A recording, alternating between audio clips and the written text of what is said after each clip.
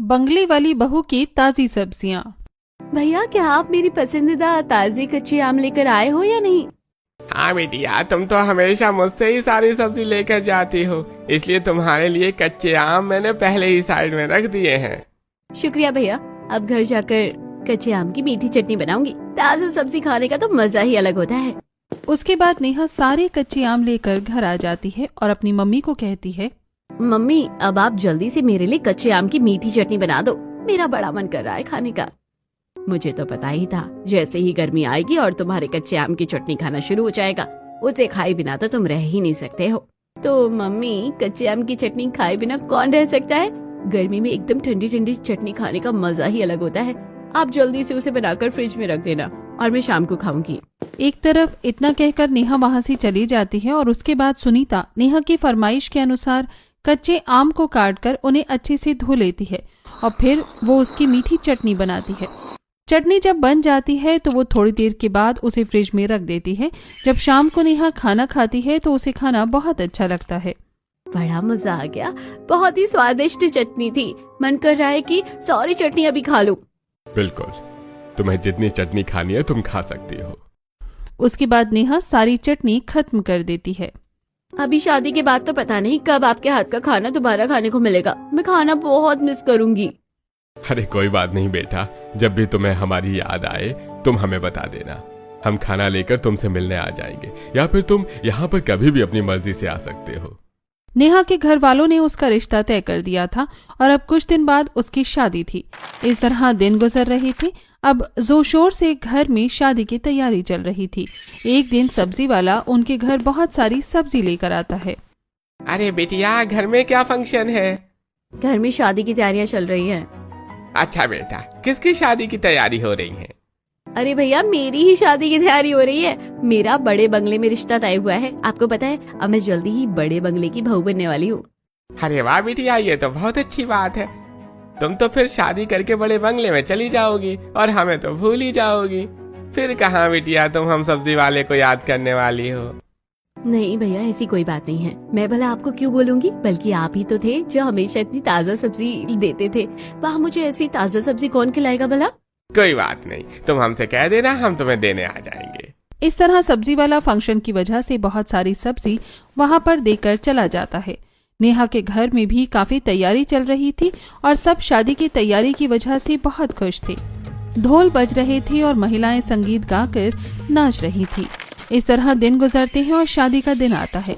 बारात दरवाजे तक आती है और उसके बाद नेहा और यश के फेरे होते हैं। इस तरह शादी संपन्न होने के बाद नेहा गाड़ी में बैठकर अपने ससुराल की तरफ विदा हो जाती है। शांति नेहा का स्वागत करने के लिए आरती की थाली लेकर खड़ी थी। आओ बेटा, तुम्हारा घर में स्वागत है। तुम दाहिने पैर से कलश गिराकर घर प्रवेश करो। शांति के कहने पर नेहा बिल्कुल वैसा ही करती है। उसका गृह प्रवेश हो जाता है और वो बहुत ज्यादा थक गई थी, इसीलिए कमरे में जाकर सो जाती है। अगले दिन सुबह जल्दी उठकर वो तैयार हो रही थी। बंगले की बहू बनकर तो बड़ा अच्छा लग रहा है। कितना बड़ा घर है, लेकिन साथ में मुझे बहुत ज्यादा घबराहट भी हो रही है। कोई बात नहीं, देखते हैं कि आगे क्या होगा। उसके बाद नेहा तैयार होकर नीचे आती है जहां वो सब हॉल में बैठे हुए थे। तब शांति नेहा को देखकर कहती है, आओ बेटा, तुम यहाँ पर हमारे साथ बैठ जाओ। ये बात सुनकर नेहा बहुत कंफ्यूज हो जाती है। अरे इन्होंने तो मुझे मेरी पहली रसोई करने के लिए ही बोला नहीं। अब क्या करूँ?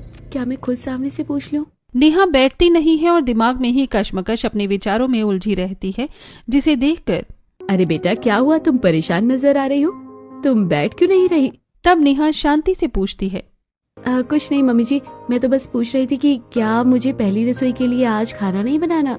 अरे हाँ, हम इन सब चीजों के बारे में तो बताना ही भूल गए थे। कोई बात नहीं बेटा, तुम्हें ज्यादा परेशान होने की जरूरत नहीं है।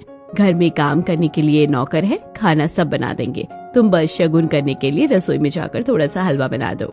अभी बात सुनकर नेहा जल्दी से रसोई में जाती है और वहाँ पर हलवा बनाने की तैयारी करना शुरू कर देती है। वो सबसे पहले एक कढ़ाई लेती है और उसके अंदर थोड़ी सूजी डालकर उसे अच्छे से भूनना शुरू करती है और उसके बाद उसमें घी भी डाल देती है और अच्छे से मिक्स करती है। उसके बाद वो उसमें पानी डालकर और मीठा डालकर उसे अच्छे से मिक्स करती है। हलवा बनाने के बाद नेहा सबसे पहले घर वालों को हलवा परोस देती है। हलवा तो बहुत ही टेस्टी बना है। हाँ, बहुत ही ज्यादा टेस्टी बना है। बहुत समय बाद इतना टेस्टी हलवा खा रहा हूँ। उप्स, मैं तो ऑयली फूड बिल्कुल भी नहीं खाने वाली हूँ। मुझे नहीं खाना। अरे भाभी, एक दिन में कुछ नहीं होता, और वैसे भी ये ऑयली नहीं है, इसके अंदर थोड़ा सा घी है, और घी तो हमारी हेल्थ के लिए अच्छा ही होता है। नहीं, फिर भी घी बॉडी में फैट तो बनाता ही है। अरे तो क्या हुआ, तुम तो जिम करती हो, सब बैलेंस हो जाएगा, खा लो। इस तरह सब हलवा खा लेते हैं और नेहा फिर से रसोई में चली जाती है जहाँ पर नौकर खाना बना रहा था। क्या हुआ मालकिन, आपको कुछ चाहिए? नहीं, मुझे कुछ नहीं चाहिए। नहीं, लेकिन मैं कह रही थी कि आज मेरी पहली रसोई है, तो क्यों ना खाना मैं ही बना दूं। अरे कोई बात नहीं मालकिन, ये तो हमारा हर रोज का काम है, और मेम साहब ने कहा था कि आज का खाना भी मुझे ही बनाना है। कोई बात नहीं, मैं वैसे भी क्या ही करूंगी, आप रहने दीजिए, मैं खाना बना दूंगी। जी ठीक है। इस तरह नेहा राजू को वहां से भेज देती है और खुद खाना बनाना शुरू करती है। लेकिन जैसे ही वो देखती है कि सारी सब्जी एकदम बासी टाइप लग रही है, तो वो सब देखकर उसका मुंह एकदम उतर जाता है। हे भगवान, एक भी सब्जी ताजा नहीं है। इसका खाना बनाकर खाने में तो बिल्कुल भी मजा नहीं आएगा। मुझे तो हमेशा ताजा सब्जी खाने की आदत है। ये सब्जियों का तो बिल्कुल मुंह ही उतरा हुआ है, इन्हें खाकर तो बिल्कुल भी टेस्ट नहीं आएगा। इस तरह नेहा उदास हो जाती है और उसके बाद उदास मन से सबके लिए खाना बनाती है। और जैसे ही वो सबको खाना बनाकर परोसती है, तो नेहा ने सब्जी में मिर्च मसाले बहुत कम डाले थे, जिसकी वजह से सबके स्वाद के अनुसार खाना नहीं बना था। तो पायल भड़कते हुए कहती है, राजू कहाँ है? राजू, जल्दी इधर आओ। इस राजू को आज मैं छोड़ने नहीं वाली। हर रोज काम चोरी करने लगा है, बहुत काम चोर हो गया है आजकल। आज का खाना बिल्कुल भी ठीक से नहीं बनाया है, ना तो इसमें कोई मसाले हैं और ना ही इसमें कोई तीखापन है, बिल्कुल भी स्वाद नहीं आ रहा। हाँ बिल्कुल, राजू ने आज ठीक से खाना नहीं बनाया है।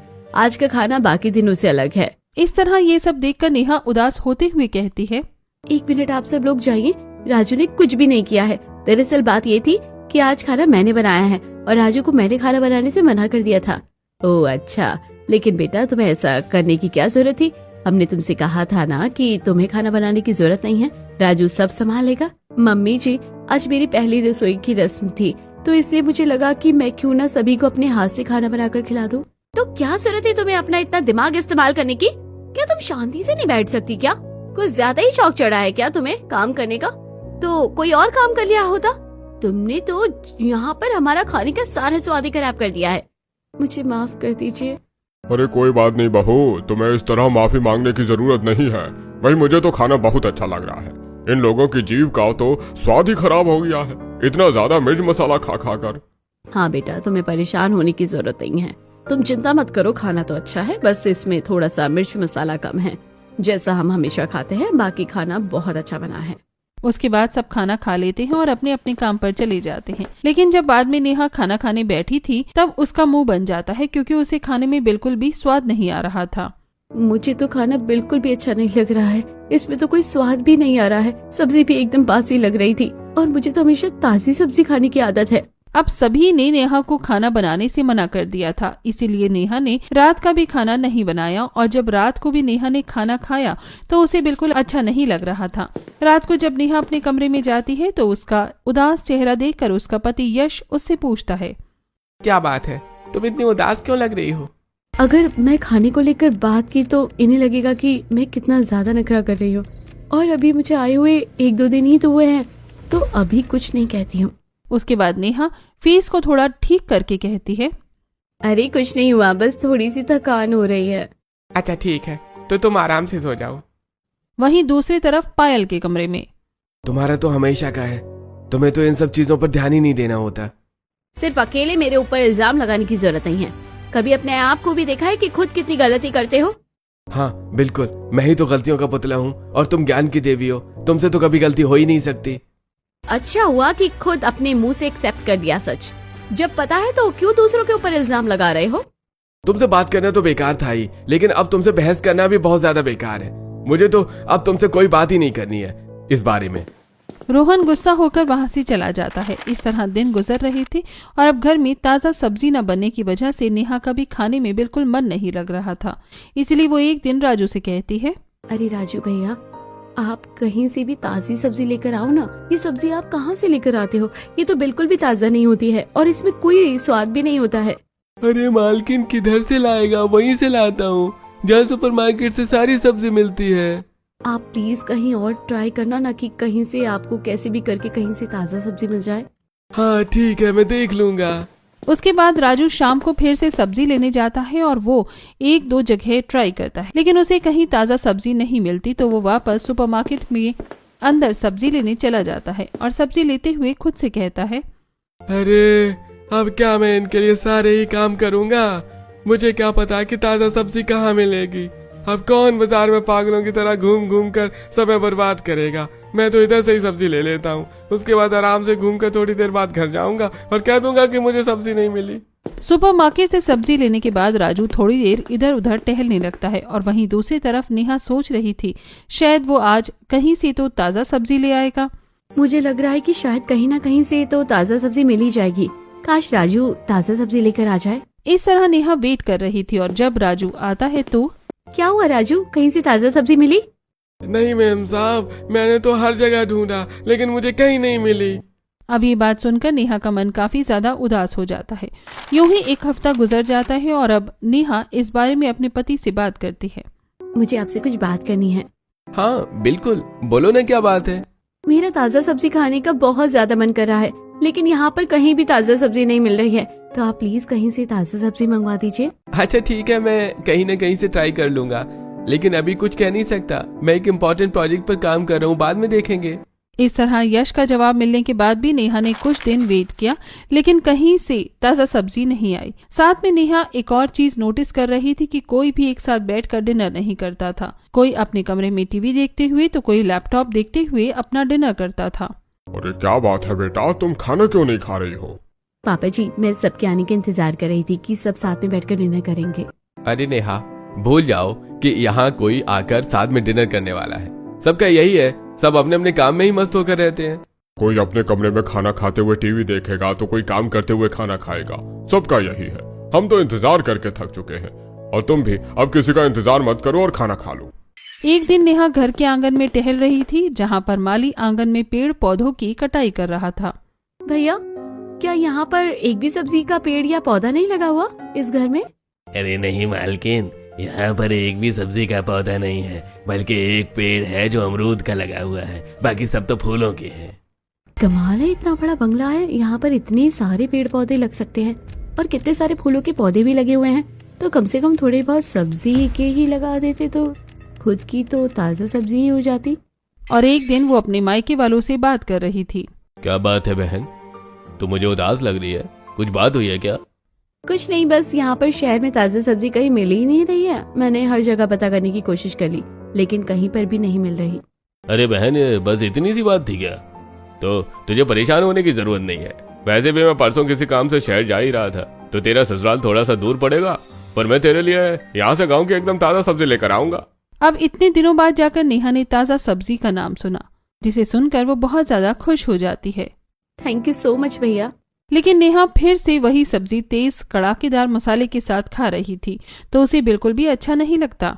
इस तरह की सब्जी में बिल्कुल भी स्वाद नहीं है और ना ही खाने के बाद अच्छा लग रहा है। नेहा का मुंह बन जाता है और वो खाना छोड़कर अपने लिए रसोई में जाकर थोड़ी सी नमकीन चावल छौंक कर बनाती है, उसके साथ बूंदी का रायता। आज घर में कोई नहीं था, इसलिए नेहा नीचे बैठकर खाना खा रही थी। उसने सारा रायता चावल में एक साथ डालकर हाथ से अच्छे से मिक्स कर लिया था और वो हाथ से ही खाना खा रही थी।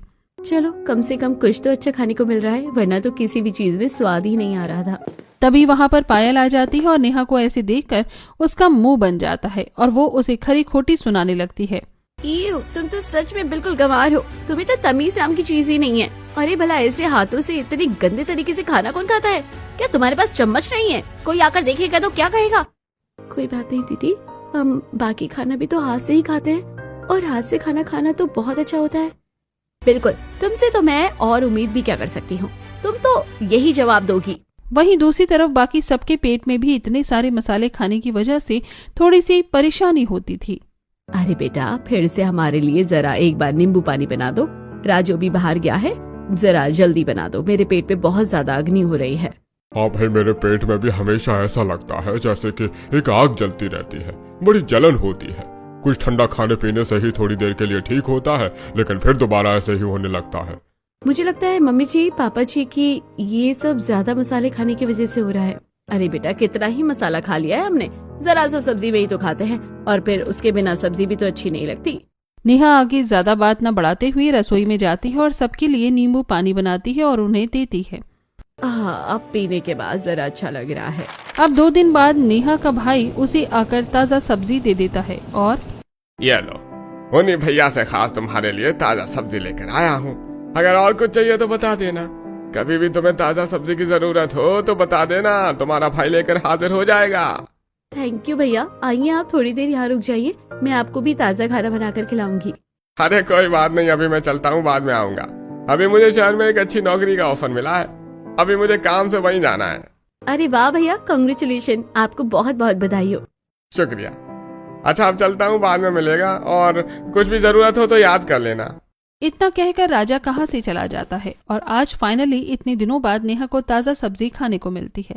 वो सबके लिए बढ़िया सी भरमा भिंडी और साथ में अपने लिए कच्चे आम की मीठी सब्जी बना लेती है। नेहा जब खाना बना रही थी तो सिलबट्टी पर वो कुछ मसाले पीस रही थी। हर रोज हम पैकेट के गरम मसाले खाते हैं जो कि हमारे लिए बिल्कुल भी अच्छे नहीं होते, इसलिए आज मैं सबके लिए जो घर के देसी मसाले होते हैं उन्हें अच्छे से सिलबट्टे पर पीसकर सब्जी में डालूंगी तो अच्छा लगेगा। इस तरह नेहा सभी के लिए घर के मसालों की सब्जी बनाती है और जब वो आज सबको खाना परोसती है तो सबको बहुत अच्छा लगता है। अच्छा, तो राजू ने कमाल कर दिया, उसने तो आज खाना बहुत अच्छा बनाया है। नहीं मम्मी, राजू तो आज बाहर गया है, आज तो खाना बल्कि नेहा भाभी ने बनाया है। ये बात सुनकर सब हैरान हो जाते हैं। वाह बेटा, तुमने तो कमाल कर दिया। मुझे तो लगा ही था कि तुम्हारे अंदर कोई ना कोई टैलेंट है ही। तुमने तो सच में बहुत स्वादिष्ट खाना बनाया है। इतना भी कुछ खास नहीं बना है, लेकिन बाकी सबको भी खाना बहुत अच्छा लगता है और आज नेहा को भी खाना खाने में बड़ा मजा आ रहा था।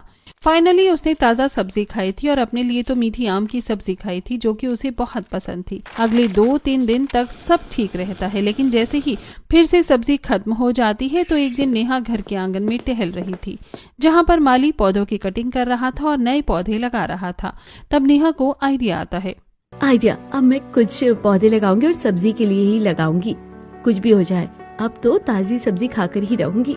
इस तरह नेहा को फाइनली एक आइडिया मिलता है और अब वो ऑनलाइन इन सब चीजों के बारे में देखना शुरू करती है। वो कुछ बहुत बड़े गमले लेकर आती है और आंगन में लगा देती है। मिट्टी के बीज बोने के बाद वो उन्हें पानी दे देती है। अब तो जल्दी ही पालक मेथी तैयार हो जाएगी और बढ़िया से रायता बनाकर पीऊंगी। उसके बाद नेहा उन्हें पानी देकर वहां से चली जाती है। अगले 1-2 दिन तक वो उनके अच्छे से ध्यान रखती है। एक दिन नेहा घर में अकेले बैठकर बोर हो रही थी तो ऑटोमेटिक मशीन में कपड़े धुल गए, उन्हें वापस पानी में खंगाल रही थी। अरे, तुम वॉशिंग मशीन से कपड़े निकालकर वापस पानी में क्यों निकाल रही हो? दीदी, वॉशिंग मशीन में कपड़े धुल जाते हैं, उसके बाद पानी से ही तो निकालते हैं। नेहा की बात सुनकर पायल सिर पर हाथ रखकर कहती है, ओह माय गॉड, तुम ना कितनी गंवार हो। क्या तुम्हें इतना भी नहीं पता कि ये ऑटोमेटिक वॉशिंग मशीन है जो कपड़ों को फाइनल धोकर ही बाहर निकालती है? ये वॉशिंग मशीन अपने आप सारा पानी ले लेती है और उसके बाद खुद उन्हें पूरे तरीके से धोने के बाद ही इसका काम खत्म होता है।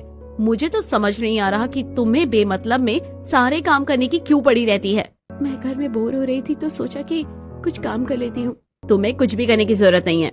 अब नेहा पायल से डांट खाने के बाद जब आंगन में जाती है तो देखती है कि उसने जो 3-4 पौधे लगाए थे वो सब जलकर खराब हो गए हैं। अब नेहा का मूड और ज्यादा खराब हो जाता है और उसकी आंखों में आंसू आ जाते हैं।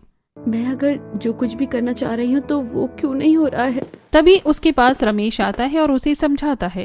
बेटा, तुम्हें उदास होने की जरूरत नहीं है। वही कोई बात नहीं, अगर ये पौधे खराब हो गए तो तुम दोबारा कोशिश करो। क्या किसी भी इंसान को एक बार में हार मान लेनी चाहिए? अरे क्या तुमने भी जिंदगी में कोई काम किया था तो क्या तुम पहली बार में ही सीख गई थी? नहीं पापा जी। तो बस फिर अब दोबारा कोशिश करो और इस बार देखना सब ठीक होगा। इसमें मैं तुम्हारी मदद करूंगा। मुझे बचपन के दिन याद आ गए जब मैं गाँव में अपने पिता के साथ खेती बाड़ी का काम किया करता था। इस तरह रमेश नेहा को समझाता है और उसे पूरा सपोर्ट करता है। उसके बाद नेहा और रमेश दोनों मिलकर फिर से बहुत सारे गमले लेकर आते हैं और इस बार मिट्टी में वो, देखो बेटा, ये गोबर है, हम इसकी मदद से खाद बनाएंगे क्योंकि मिट्टी को भी तो अपने खाने की जरूरत होती है। साथ में मैंने तुम्हारे लिए कुछ केमिकल फ्री कीटनाशक भी मंगवा दिए हैं और इसके साथ तुम जो रसोई का वेस्ट होता है ना, वो भी उसमें डाल सकती हो। हम घर के कुछ नुस्खे ट्राई करके और एकदम देसी फसल उगाएंगे। क्या तुम तैयार हो? बिल्कुल पापा जी। अब वो गोबर में अच्छे से सब कुछ मिक्स करने के बाद उसे मिट्टी में भी अच्छे से मिक्स कर देते हैं और उसके बाद बीज डालकर उसमें पानी डाल देते हैं। देखो, यहाँ पर खिड़की भी है, जब ज्यादा धूप लगेगी तो तुम थोड़ी देर के लिए खिड़की बंद कर लेना, क्योंकि अभी बहुत ज्यादा गर्मी है और ऐसे में पेड़ पौधे भी जल सकते हैं, तो हमें थोड़ा ज्यादा ध्यान देना होगा। रमेश के बताए अनुसार नेहा बिल्कुल वैसा ही कर रही थी और अब वो पेड़ पौधों का और भी अच्छे से ध्यान रख रही थी। अब वो धूप में भी और हर चीज में उनका ध्यान रखती है और उन्हें 2 वक्त अपने भी देती। साथ में वो उन्हें मैन्योर और फर्टिलाइजर भी टाइम टाइम पर ऐड कर रही थी। इसके अलावा उसने उनमें कीटनाशक भी डाला था ताकि वो खराब न हो। इस बार तो पौधे बढ़ रहे हैं। पिछली बार तो 3 दिन में ही मेरे पौधे खराब हो गए थे, लेकिन अब पिछले 10 दिनों से मेरे पौधे बहुत अच्छे चल रहे हैं। एक तरफ नेहा सब्जी उगाने की कोशिश कर रही थी तो वहीं दूसरी तरफ एक दिन घर में। सच में तुम्हारे ससुराल में क्या इतना ड्रामा क्रिएट हो गया? ये तो सच में बहुत ज्यादा फनी था। सच में मुझे भी बहुत मजा आया था। फिलहाल तुम बताओ तुम्हारा सब कैसा चल रहा है? अरे मेरा तो एकदम मजे में चल रहा है। तो बताओ क्या हम अगले हफ्ते घूमने चले? हाँ बिल्कुल, नेकी और पूछ। इस तरह पायल अक्सर किटी पार्टी करने में बिजी रहती थी, जिसकी वजह से वो घर में हो रही चीजों पर भी ध्यान नहीं दे पाती थी और न ही किसी का ध्यान रखती थी। एक दिन, अरे बेटा, ये 50,000 ऐसे कैसे जा सकते हैं? मुझे भी नहीं पता मम्मी जी, मैंने तो कमरे में ही रखे थे, पता नहीं कहाँ चले गए। मुझे भी मेरी घड़ी नहीं मिल रही। कोई बात नहीं, अब ये छोटी मोटी चीजों के लिए तो हम यहाँ पर पंचायत नहीं कर सकते। अब खो गया तो आगे से ध्यान रखना। तुम्हारे लिए छोटी मोटी चीजें हैं, अरे भले ही छोटी मोटी हो लेकिन है तो तुम्हारी। तुम्हें कम से कम ध्यान तो रखना चाहिए कि सामान कहाँ गायब हो रहा है। कभी भी कुछ भी कहीं पर भी रख देते हो, हमेशा सामानों को गायब करते रहते हो। ये सब देखकर नेहा को बड़ा अजीब लगता है कि घर में किसी को परवाह ही नहीं है और उनका छोटा मोटा सामान कहाँ गायब हो गया है। उसके बाद नेहा सबका सामान ढूंढने की कोशिश करती है। चलो कम से कम डिटेक्टिव ही बन जाते हैं, क्योंकि वैसे भी पूरा दिन तो मैं घर में खाली ही रहती हूँ। नेहा पूरे घर में सामान ढूंढने की कोशिश करती है लेकिन उसे कहीं भी कुछ नहीं मिलता। लेकिन उसे एक अजीब चीज नजर आती है। कुछ तो गड़बड़ है। दाल में काला है या पूरी दाल काली है, अब तो पता लगाना ही होगा।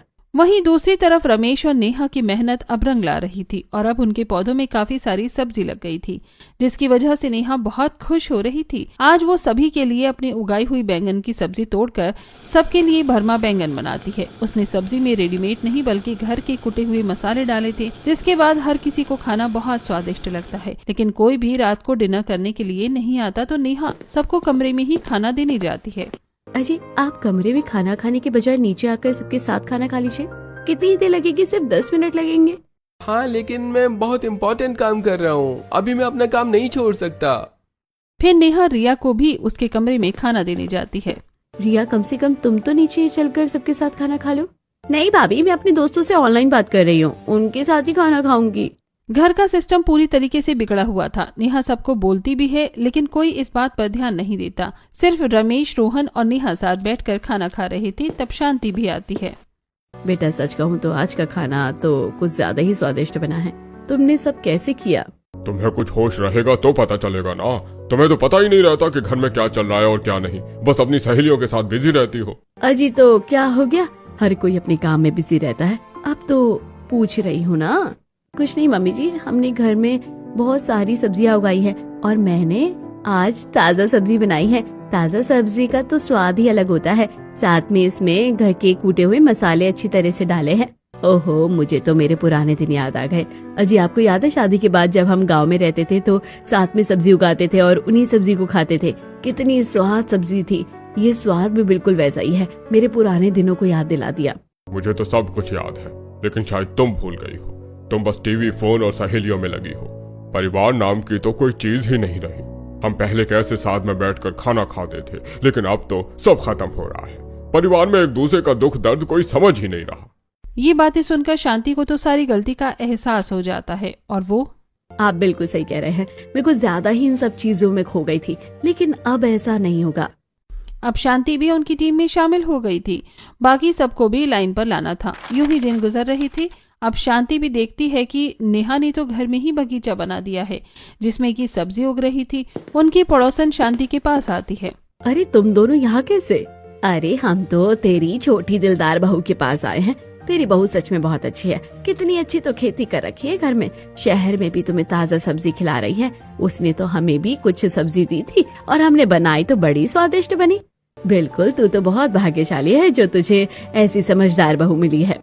सबसे अपनी बहू की तारीफ सुनकर शांति को बहुत अच्छा लगता है। उसके बाद शांति उन लोगों को और सब्जी देती है।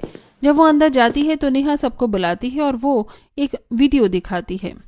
मैं आप सबको जो बताने जा रही हूँ, हो सकता है आपको बहुत बड़ा झटका लगे, लेकिन घर में जितने भी सामान गायब हो रहे थे, इन सबके पीछे राजू का हाथ था। ये बात सुनकर सबको बहुत गुस्सा आता है। तुझे शर्म नहीं आई ये सब हरकतें करते हुए? मुझे माफ कर दीजिए, मैं आगे से ऐसा कभी नहीं करूँगा।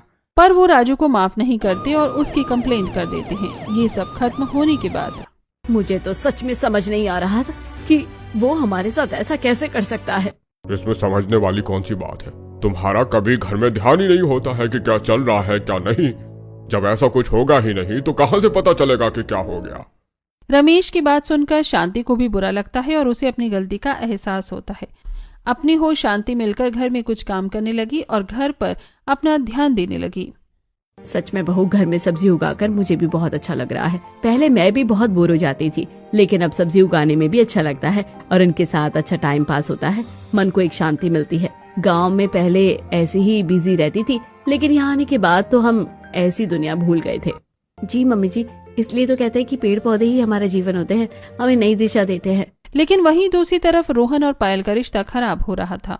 तुम्हारे लिए मैं फूल लेकर आया और तुम मुझे ही उल्टा सुना रही हो। तो मैंने कहा था ना कि मैं अभी काम कर रही हूँ और मुझे डिस्टर्ब मत करना।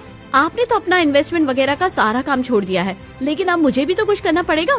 तुम सिर्फ यही करना, तुम्हें कोई फर्क नहीं पड़ता कि तुम्हारा पति जिंदा है या मरे। तुम बहुत सेल्फिश हो। इतना कहकर रोहन वहाँ से चला जाता है और पायल की आंखों में आंसू आ जाते हैं। तब नेहा उसके पास आती है। तुम मुझे रोता हुआ देखकर यहाँ पर मेरा मजाक बनाने आई हो ना? चली जाओ यहाँ से। नहीं दीदी, ऐसा कुछ नहीं है। मैं तो बस आपको इतना बोलने आई थी कि हमें इन सब चीजों से ज्यादा अपने घर परिवार पर ध्यान देना चाहिए। भैया इतने प्यार से आपके लिए फूल लेकर आए, लेकिन आपने उन्हें डांट दिया। आप मेरे कहने से एक बार सिर्फ बाकी सब चीजों से फोकस हटाकर भैया पर फोकस कीजिए, देखना फिर कैसे सब ठीक हो जाएगा। नेहा के कहने पर पायल बिल्कुल वैसा ही करती है। उसके बाद पायल कुछ दिन के लिए अपने काम से गैप ले लेती है और अब रोहन के साथ खाना खाती और अच्छे से बात करती, तो उन दोनों का रिश्ता अब ठीक हो रहा था। एक दिन लेकिन इस इन्वेस्टमेंट के बारे में तो मैंने रिसर्च किया था। तो क्या हुआ, मैंने उस पर काम कर लिया। थैंक यू जो तुमने मुझे कांटेक्ट दिया, मेरा काम बन गया। अपने ही दोस्तों से धोखा मिलने के बाद तुम बिल्कुल सही थी नेहा, बहुत अच्छा प्लान बनाया था। ये लोग मेरे साथ सिर्फ फायदे के लिए ही थे, लेकिन अब मैं इनसे ज्यादा अपने परिवार पर फोकस करूंगी। इतना सब होने के बाद अब सब कुछ धीरे धीरे ठीक हो रहा था। अब सब साथ में बैठकर डिनर करने लगे थे। आज पहले सभी के लिए घिया के कोफ्ते और साथ में टिंडे की सब्जी बनाई गई थी, जो उसने खुद अपने घर में उगाई थी। चलिए सब जल्दी से ताजा सब्जी का मजा लेते हैं। हम सब तो घर में अब सुधर गए हैं, लेकिन रिया और यश तुम दोनों को लगता है सजा की जरूरत है। चलो अपना अपना फोन साइड में रखो और खाने में ध्यान दो। शांति और रमेश की डांट से डरकर दोनों फोन साइड रख देते हैं और अब लग रहा है घर हमारा घर जैसा। ये सब मैंने बहुत मिस किया।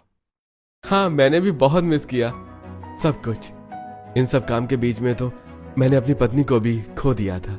मुझे माफ कर दीजिए, मैं आगे से ऐसा नहीं करूंगी और मैं सबके साथ मिलकर ही असली खुशी को एंजॉय करूंगी। तो एक काम करते हैं, तुम चारों मिलकर कहीं अच्छी जगह घूम कर आओ। क्या हमेशा सिर्फ काम में लगे रहते हो? इतना किस लिए कमाते हो? परिवार के लिए ना। अगर परिवार को ही समय नहीं दोगे तो क्या फायदा। हाँ, मैं भी चलूंगी। नहीं, बिल्कुल नहीं। अभी तुम्हें बहुत कुछ सीखना बाकी है। वही तुम हमारे साथ घर पर रहकर घर का ध्यान रखने में मदद करोगी। ये तो चीटिंग है। रिया की इस बात पर सब हंस देते हैं और आज पहली बार सब एक साथ बैठकर अच्छे से खुशी से डिनर कर रहे थे। कुछ समय के बाद फाइनली चारों बेटा बहू मिलकर कहीं घूमने जाते हैं और अपनी लाइफ को थोड़ा एंजॉय करते हैं। वहीं दूसरी तरफ शांति और रमेश रिया के साथ घर का और अपनी ताज़ी सब्जियों का ध्यान रखते हैं।